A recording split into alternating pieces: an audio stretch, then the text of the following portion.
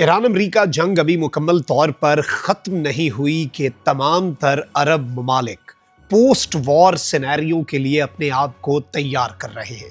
और अब चूंकि अमरीका के अड्डे किसी अरब मुल्क की सरजमीन पर होना उस मुल्क की सलामती और सिक्योरिटी के बजाय उस मुल्क की डिस्ट्रक्शन और तबाही का बायस बन रहे हैं, तो अरब ममालिक कुछ और सोचने पर मजबूर हो चुके हैं। इस सब में 3 अरब ममालिक ने पाकिस्तान से राब्ता किया है और अब बाज़ाब्ता तौर पर यूं लग रहा है कि अमरीका की इस खित्ते से छुट्टी होने जा रही है। पाकिस्तान के मजीद दिफाई मुआहदे, कुछ अहम तरीन दौरे और कुछ अहम तरीन अनाउंसमेंट्स अगले चंद घंटे अहम हो चुके हैं।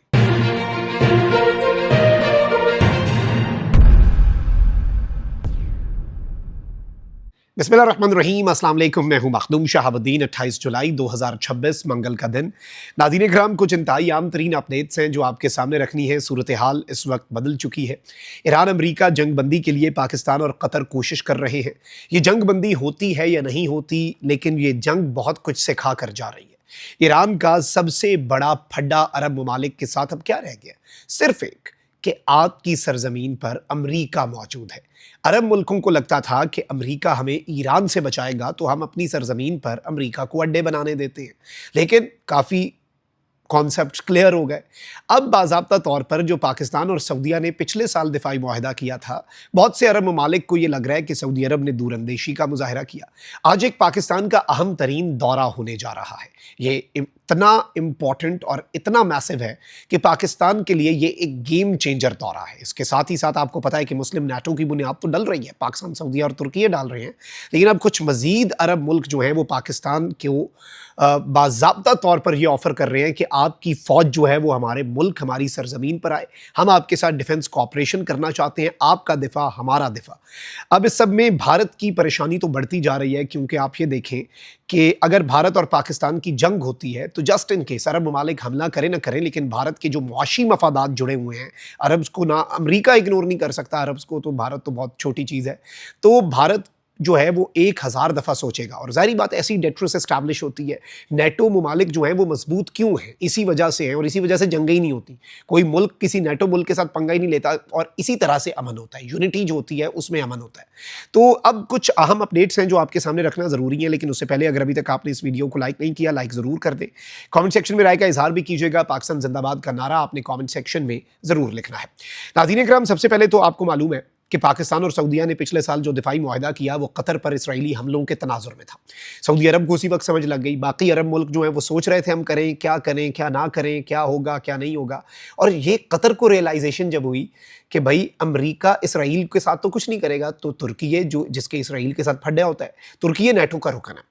लेकिन अगर आप आज सोचें एक लम्हे के लिए, और ये जवाब आप दीजिएगा ज़रूर कमेंट सेक्शन में, कि अगर तुर्की और इसराइल की जंग हो और तुर्की पर इसराइल हमला कर दे, एक सिनेरियो है ना, कोई भी मुल्क किसी पर कर सकता है, जंगें छिड़ सकती हैं जो कि नहीं छिड़नी चाहिए, तुर्की पर इसराइल हमला कर दे, क्या नेटो के ममालिक, क्या अमरीका, क्या बरतानिया, क्या यूरोप, ये सारे क्या इसराइल पर हमला कर देंगे? क्या ये कहेंगे attack on one is attack on all? या फिर ये इस जंग से बाहर रहेंगे? तो तुर्की को भी अपनी डेट्रस जो है वो किसी एक साइड पर इस्टेब्लिश करने के लिए कोई और मुआहदा तो चाहिए। इसीलिए पिछले 1 साल से पाकिस्तान, सऊदीया और तुर्की जो हैं वो एक दिफाई मुआहदे के ऊपर काम भी कर रहे हैं। अब ये दिफाई मुआहदा भी जो है ये तो एक मल्टीलेटरल हो जाएगा ना, लेकिन 2 ममालिक के दरमियान जो म्यूचुअल डिफेंस एग्रीमेंट होता है, बहुत से मुल्क उसमें इंटरेस्टेड हैं। नाज़रीन इकराम, आपको याद होगा कि रॉयटर्स ने 1 हफ्ता पहले खबर दी कि कुवैत जो है वो पाकिस्तान के साथ सऊदीया तर्ज का मुआहदा चाहता है। अच्छा, फिर अचानक से कुवैत ने अनाउंस कर दिया कि पाकिस्तान जो है उसके साथ हमारी ये डिफेंस कोऑपरेशन साइन है। बहुत से लोगों ने कंफ्यूज किया कि शायद हमने सऊदीया तर्ज का दिफाई मुआहदा कर लिया है। अलबत्ता रॉयटर्स की खबर में ही असल खबर थी। उन्होंने साथ कह दिया कि पाकिस्तान कह रहा है अभी आपके ऊपर ईरान हमले कर रहा है, अभी आपके ईरान के साथ मसाइल हैं, ये मसला हल हो जाए, हम उसके बाद दिफाई मुआहदे की आपके साथ बात करेंगे। क्यों?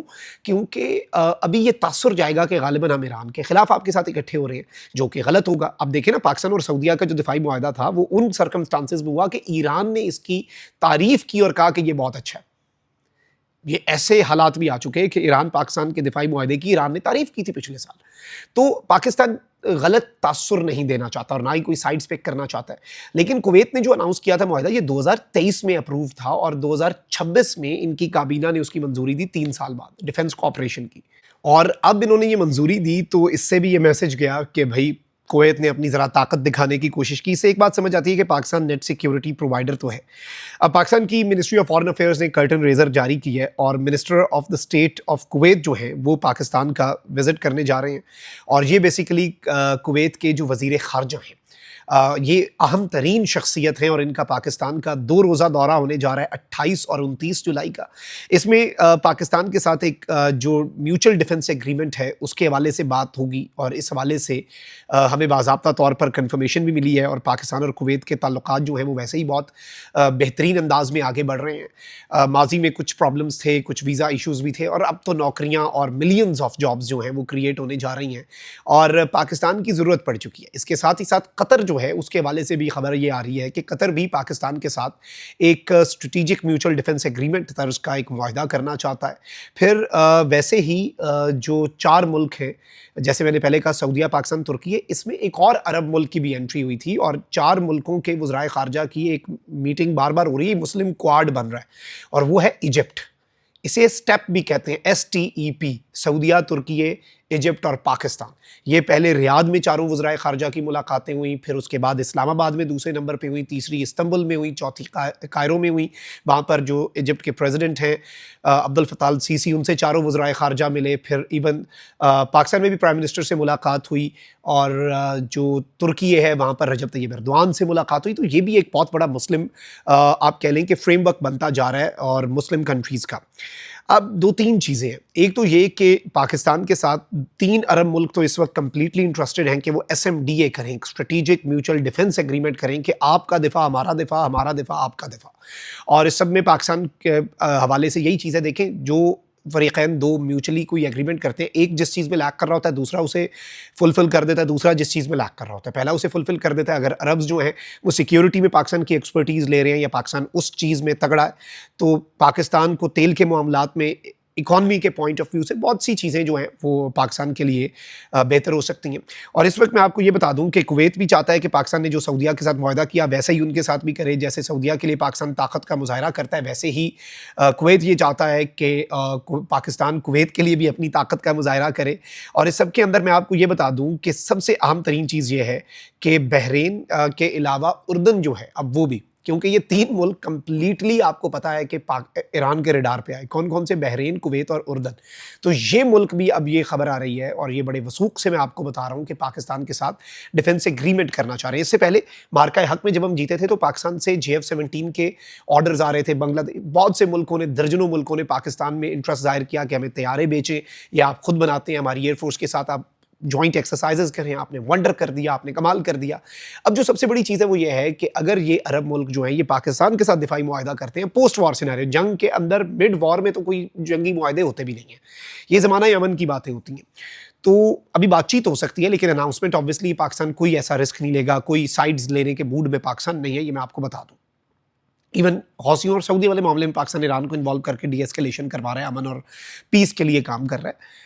अब जो सबसे अच्छी और सबसे अहम तरीन चीज़ है वो ये है कि ईरान जो है उसका इख्तलाफ जो है अरबों से वो भी ख़त्म हो जाएगा और अरब्स जो हैं वो, ये मैं ये नहीं कह रहा कि यक जुम्बिश कलम भाई एक लम्हे में अरब्स जो हैं वो अमेरिका को कहेंगे अड्डे खाली को, वो अल्टरनेट्स की तरफ जा रहे हैं और पाकिस्तान पहला स्टेप है। पाकिस्तान ब्रिज बनेगा गल्फ या मिडल ईस्ट और चाइना के दरमियान डिफेंस कॉपरेशन का भी, और इससे भी इनका बाज़ाब्ता तौर पर जो पूरे का पूरा सिनेरियो है ये एक बड़ा एक इंटरेस्टिंग सा सिनेरियो बन रहा है और ईरान के लिए ये एक मस्बत खबर है इन अ वे, और अमेरिका के लिए ये परेशान कुन है क्योंकि अमेरिका अफोर्ड ही नहीं कर सकता मिडल ईस्ट ऑर्डर बदले, और मिडल ईस्ट ऑर्डर बदलता है तो याद रखिएगा वर्ल्ड ऑर्डर बदलता है और वर्ल्ड ऑर्डर की एक बुनियाद मिडल ईस्ट ऑर्डर है, और अगर ये बदल गया तो अमेरिका के लिए सो कॉल्ड सुपर पावर का टाइटल जो है वो रखना भी बरकरार नहीं रहेगा। अपना बहुत ख्याल रखिए। निगमान, पाकिस्तान जिंदाबाद।